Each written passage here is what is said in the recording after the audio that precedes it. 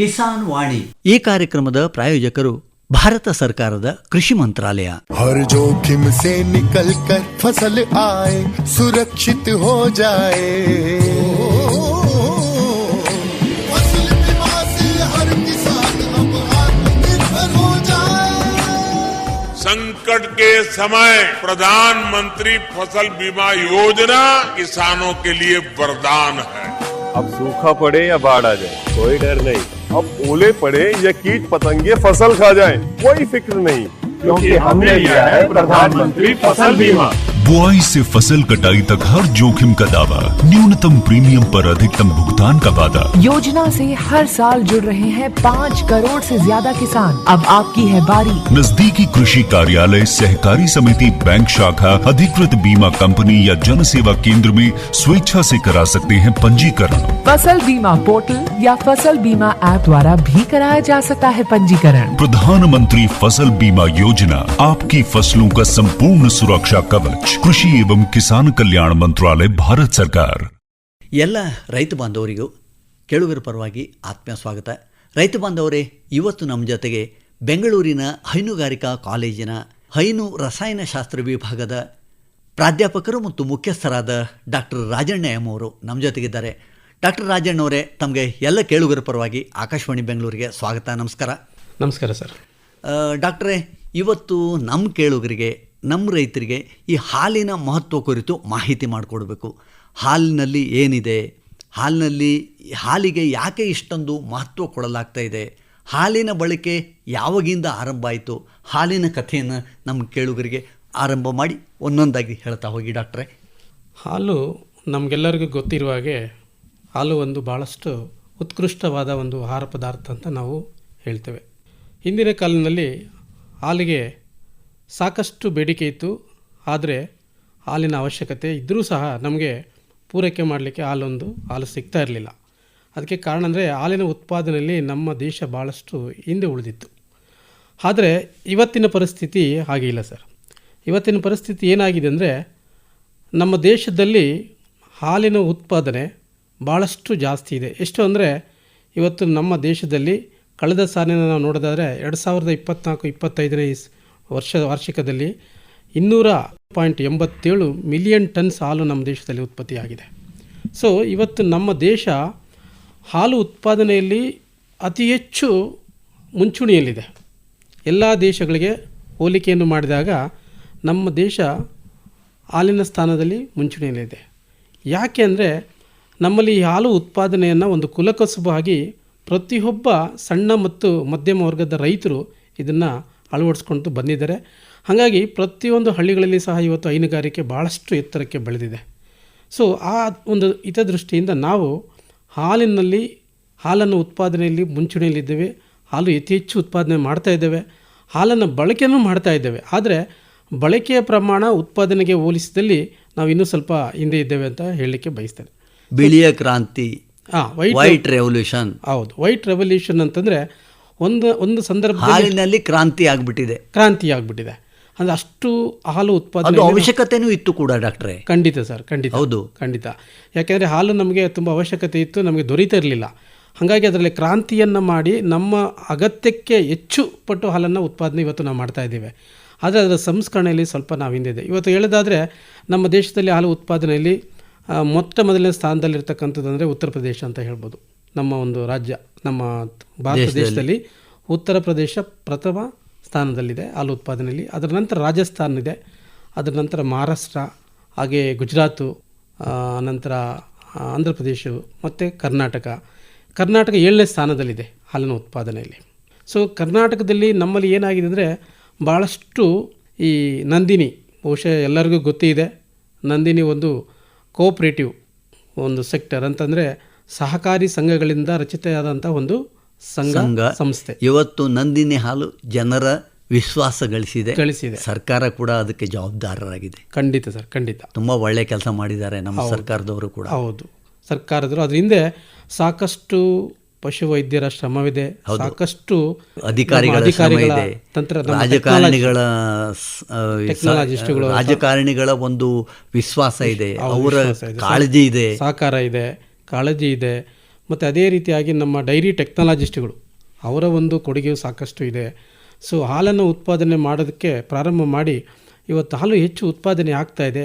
ಹಾಲನ್ನು ನಾವೆಲ್ಲ ಬಳಸ್ಕೊಳ್ಳಿಕ್ಕೆ ನಮ್ಮ ದೇಶದಲ್ಲಿ ಸಾಕಷ್ಟು ಹಾಲಿದೆ. ಈಗ ಒಬ್ಬೊಬ್ಬರಿಗೆ ಪ್ರತಿ ತಲಾ ನೋಡೋದಾದರೆ 485 ಗ್ರಾಮ್ಸ್ ಹಾಲು ನಮಗೆ ದೊರೆಯುತ್ತೆ ಒಂದು ದಿನಕ್ಕೆ. ಡಾಕ್ಟ್ರೆ, ಅದಕ್ಕಿಂತ ಈಗ ನಮ್ಗೆ ಹಾಲು ಅದು ಒಂಥರ ಜೀವಕ್ಕೆ ತೀರಾ ಹತ್ತಿರವಾದ ಒಂದು ವಸ್ತು. ಹೌದು. ಹಾಲು ಪವಿತ್ರ ಕೂಡ ಹೌದು. ಹಾಗಾಗಿ ಧಾರ್ಮಿಕವಾಗಿ ಕೂಡ ನಮ್ಗದು ಹಾಲಿನ ಒಂದು ಪರಂಪರೆನೇ ಇದೆ. ಹೌದು. ಈಗ ಎಮ್ಮೆ ಹಾಲಿದೆ, ಹೌದು, ಆಕಳ ಹಾಲಿದೆ, ಹೌದು, ಮತ್ತು ಇನ್ನೇನೋ ಬೇರೆ ಬೇರೆ ಹಾಲುಗಳು ನಮ್ಮಲ್ಲಿ ಬಳಕೆಯಲ್ಲಿದ್ದಾವೆ. ಹೌದು. ಹಾಗಾಗಿ ಹಾಲಿಗೆ ನಾವು ಉತ್ಕೃಷ್ಟ ಸ್ಥಾನ ನಮ್ಮ ಮನೆಯಲ್ಲಿ ಇದೆ.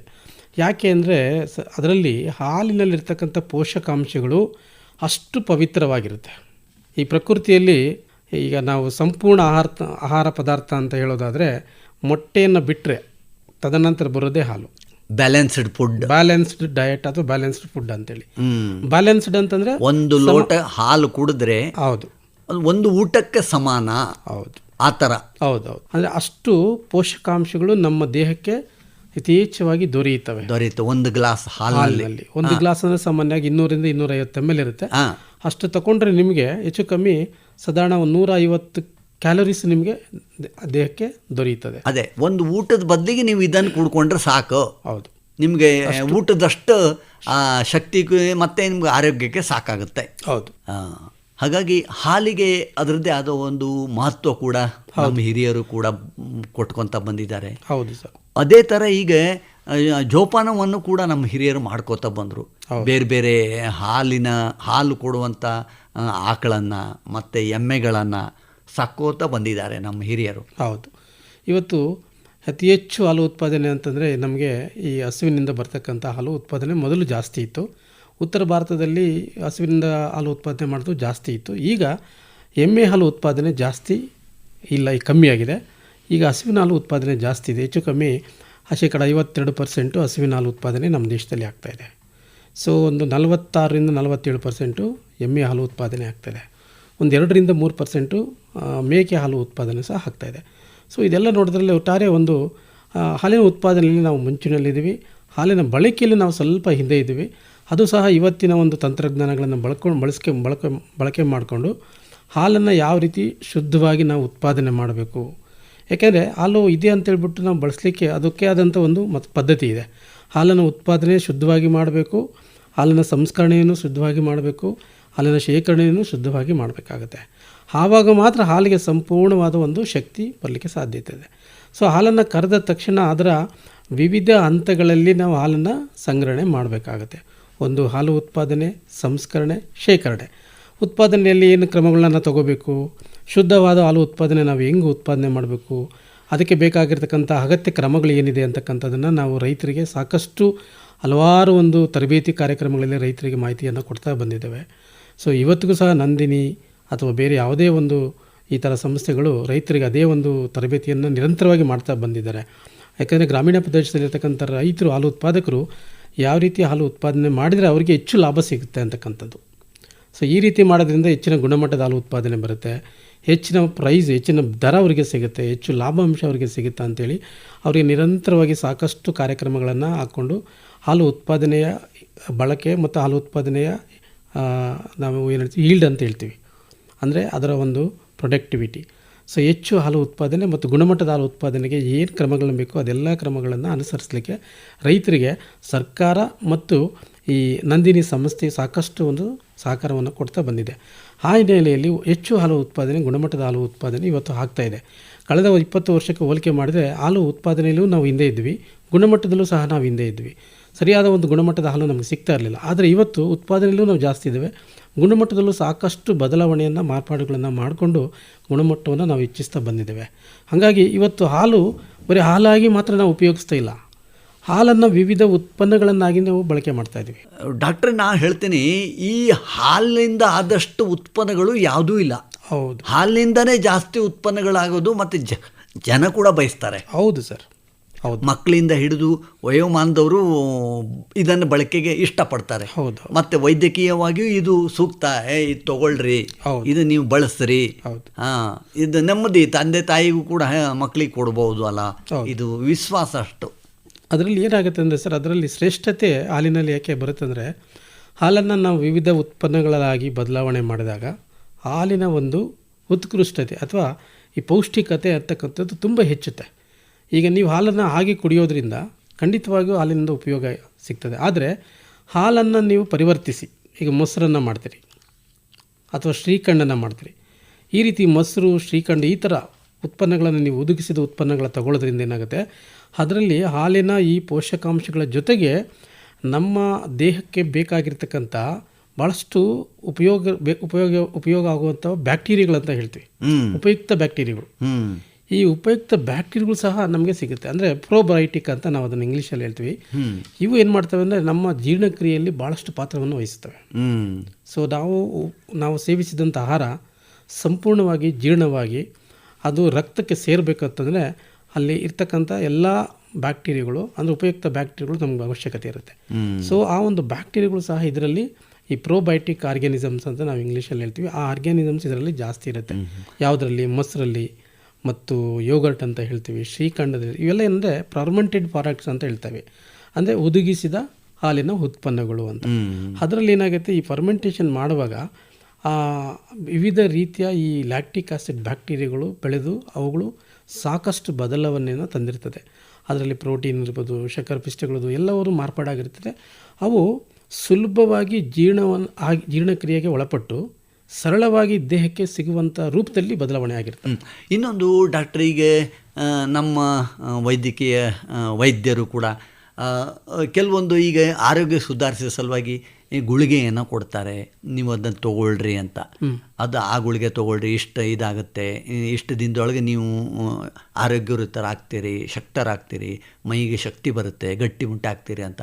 ಇದೇ ಥರ ಕೇವಲ ಹಾಲನ್ನು, ಶುದ್ಧ ಹಾಲು, ಪರಿಶುದ್ಧ ಹಾಲು ಮತ್ತು ಗಟ್ಟಿ ಹಾಲು ಇದು ಕೂಡ ಇಲ್ಲಿ ಇರ್ಬೋದಲ್ಲ? ಖಂಡಿತ. ಬ್ಯಾಲೆನ್ಸ್ಡ್ ಫುಡ್ ಅಂತ. ಹೌದೌದು, ಸಮತೋಲನ ಆಹಾರ.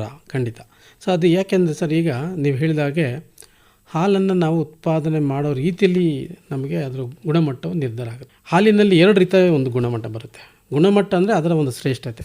ಒಂದು ರಾಸಾಯನಿಕ ಗುಣಮಟ್ಟ ಅಂತ ನಾವು ಹೇಳ್ಬೋದು. ಅಂದರೆ ರಾಸಾಯನಿಕ ವಸ್ತುಗಳು ಅದರಲ್ಲಿರ್ತವೆ. ಅದರ ರಾಸಾಯನಿಕ ಅಂತಂದರೆ ಪ್ರಕೃತಿ ದತ್ತವಾಗಿ ಬರುವಂತಹ ಪೋಷಕಾಂಶಗಳು. ಈಗ ಕೊಬ್ಬಿನಾಂಶ ಇರ್ಬೋದು, ಅದನ್ನು ಫ್ಯಾಟ್ ಅಂತ ಹೇಳ್ತೀವಿ.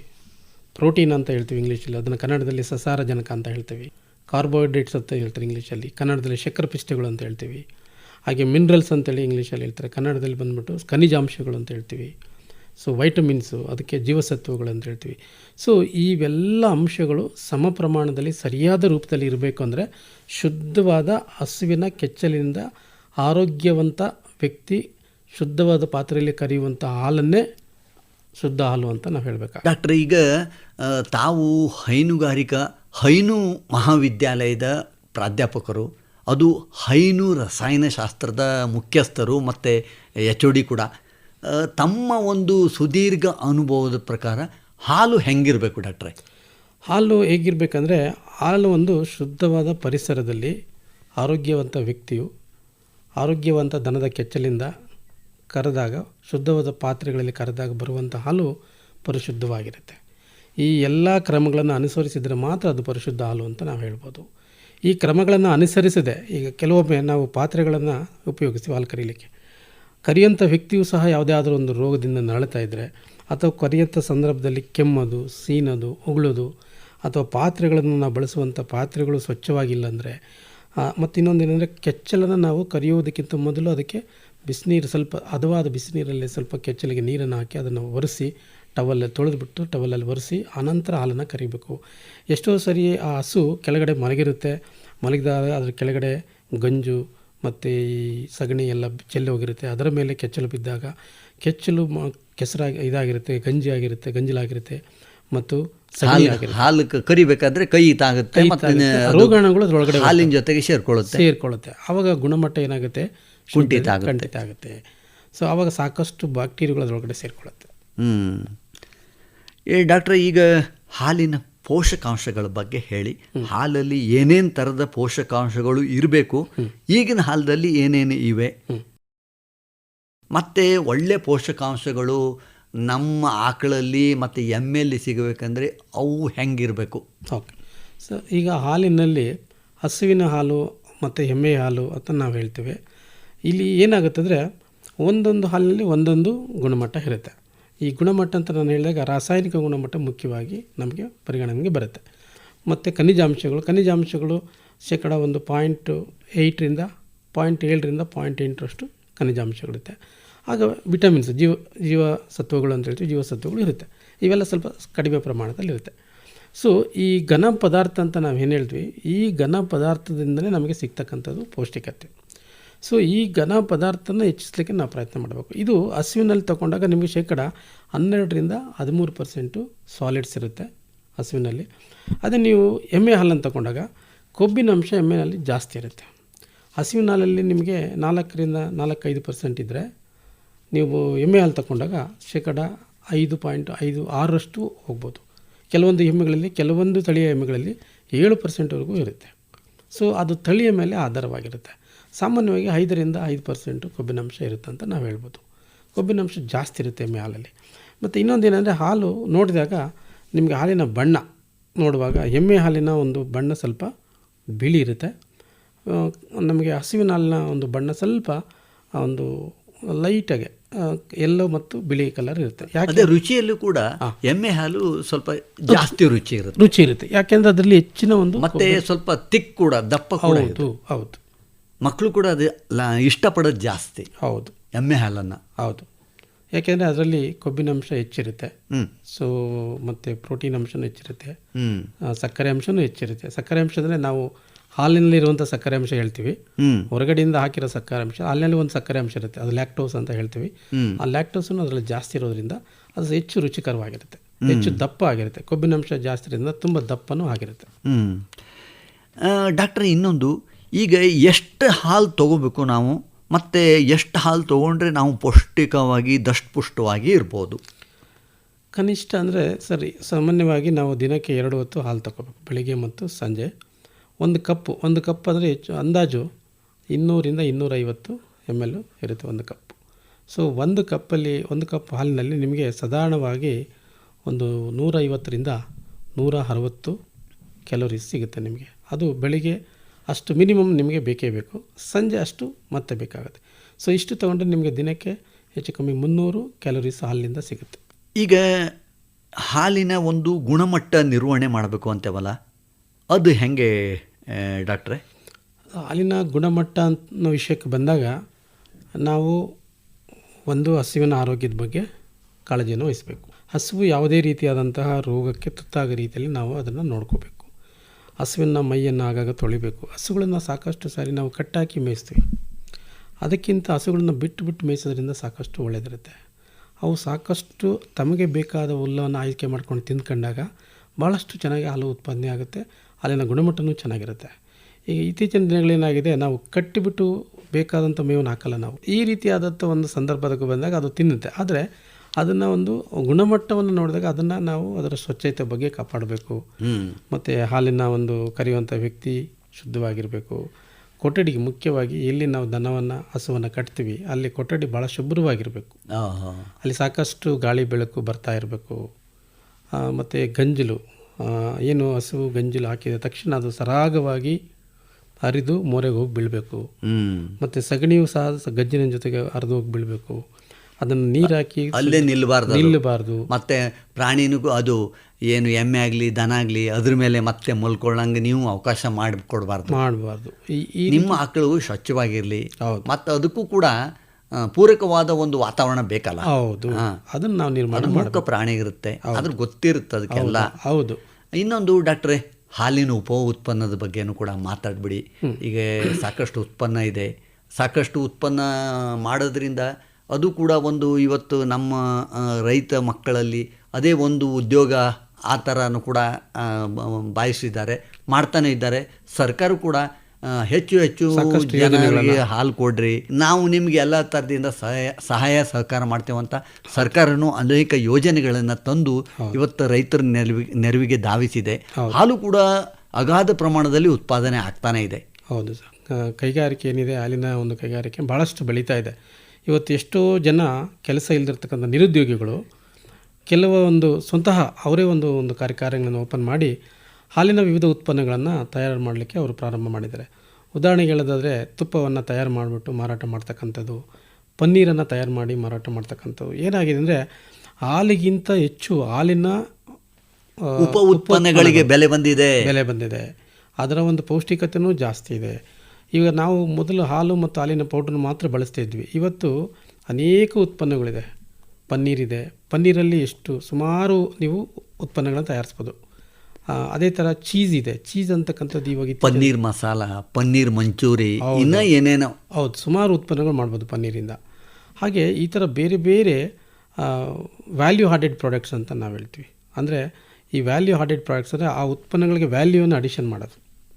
ವ್ಯಾಲ್ಯೂ ಅಡಿಷನ್ ಮಾಡಿಬಿಟ್ಟು ಅವರ ಒಂದು ಬಳಕೆಯನ್ನು ಹೆಚ್ಚಿಸ್ತಕ್ಕಂಥದ್ದು, ಅದರ ಒಂದು ಪೌಷ್ಟಿಕತೆಯನ್ನು ಹೆಚ್ಚಿಸ್ತಕ್ಕಂಥದ್ದು, ಅದರ ಒಂದು ಜೀವಿತ ಅವಧಿಯನ್ನು ಹೆಚ್ಚಿಸ್ತಕ್ಕಂಥದ್ದು, ಇದನ್ನೆಲ್ಲ ಮಾಡಲಿಕ್ಕೆ ನಾವು ವ್ಯಾಲ್ಯೂ ಅಡಿಷನ್ ಅಂತ ಹೇಳ್ತೀವಿ. ಅದೇ. ಸೊ ಅದನ್ನು ಮಾಡಿ ಇವತ್ತು ಸಾಕಷ್ಟು ಜನ ಈ ಒಂದು ವ್ಯಾಪಾರದಲ್ಲಿ ತೊಡಗಿದ್ದಾರೆ. ಅವರೇ ಸ್ವತಃ ಒಂದು ಕಾರ್ಖಾನೆಯನ್ನು ಓಪನ್ ಮಾಡಿಕೊಂಡು ತುಪ್ಪನ ಉತ್ಪಾದನೆ ಮಾಡಿಬಿಟ್ಟು ಮಾರಾಟ ಮಾಡ್ತಕ್ಕಂಥದ್ದು, ಪನ್ನೀರನ್ನು ತಯಾರು ಮಾಡಿಬಿಟ್ಟು ಮಾರಾಟ ಮಾಡ್ತಕ್ಕಂಥದ್ದು, ಚೀಸನ್ನು ತಯಾರು ಮಾಡಿ ಮಾರಾಟ ಮಾಡ್ತಕ್ಕಂಥದ್ದು, ಬೆಣ್ಣೆಯನ್ನು ತಯಾರು ಮಾಡಿ ಮಾರಾಟ ಮಾಡ್ತಕ್ಕಂಥದ್ದು, ಕೋವಾ ಮತ್ತು ಇತರೆ ಸ್ವೀಟ್ ಅನೇಕ ಸಿಹಿ ತಿಂಡಿಗಳಿದ್ದಾವೆ. ಸರ್ಕಾರ ಕೂಡ PMFME ಅಂತ ಒಂದು ಯೋಜನೆಯನ್ನು ತಂದಿದೆ. ಹೌದೌದು. ಈ ಯೋಜನೆ ಸರ್ಕಾರದ ಒಂದು ಯೋಜನೆ ಆಗಿದೆ. ಹೌದು. ಅಲ್ಲಿ ಸಾಕಷ್ಟು ಮಾಹಿತಿ ಕೂಡ ಲಭ್ಯ ಇರುತ್ತೆ.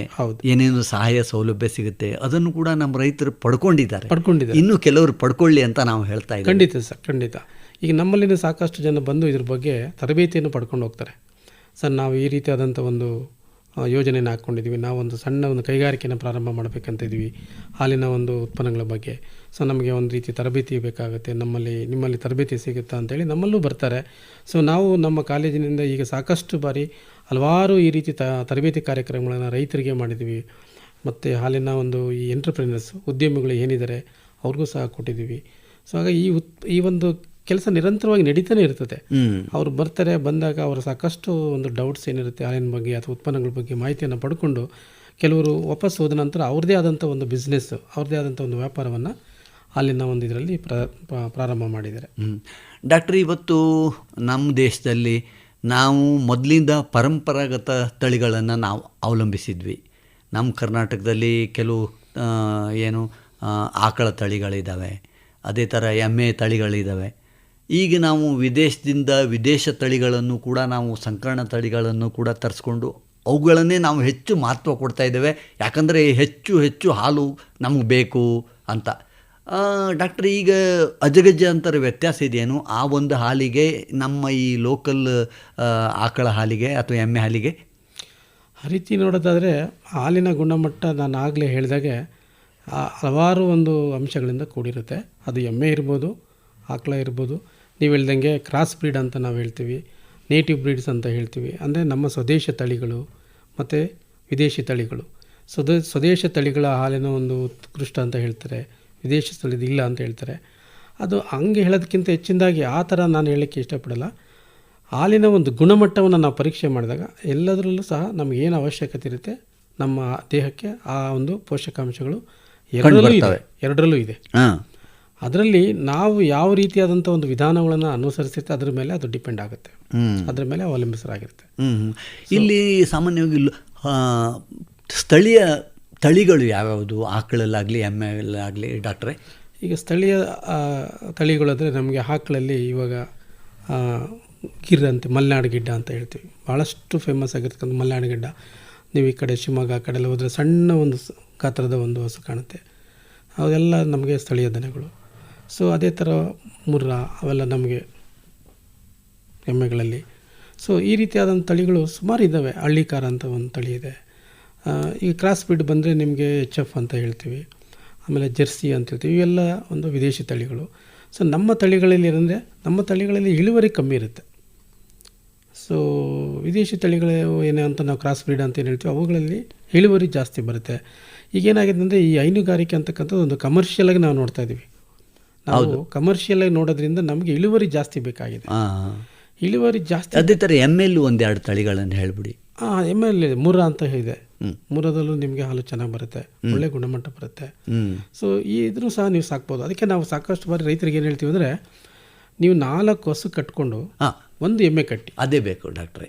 ಅಂದರೆ ಇವತ್ತು ಒಬ್ಬ ಯುವಕ ಅಥವಾ ಯುವತಿ ಎಷ್ಟು ಎಮ್ಮೆ ಅಥವಾ ಆಕಳನ್ನು ಸಾಕಿದರೆ ಅವನು ಸ್ವಲ್ಪ ಆದಾಯ ಗಳಿಸ್ಬೋದು? ಹೌದು, ಏನಾಗುತ್ತೆ, ಬರೀ ಹಸುವಿನ ನೀವು ಕಟ್ಟೋದ್ರಿಂದ ಒಂದು ನಿಮಗೆ ಇಳುವರಿ, ಇವಾಗ ವಿದೇಶಿ ತಳಿ ಕ್ರಾಸ್ ಬ್ರೀಡ್ಸ್ ಅಂತ ಹೇಳಿದ್ವಿ ನಾವು.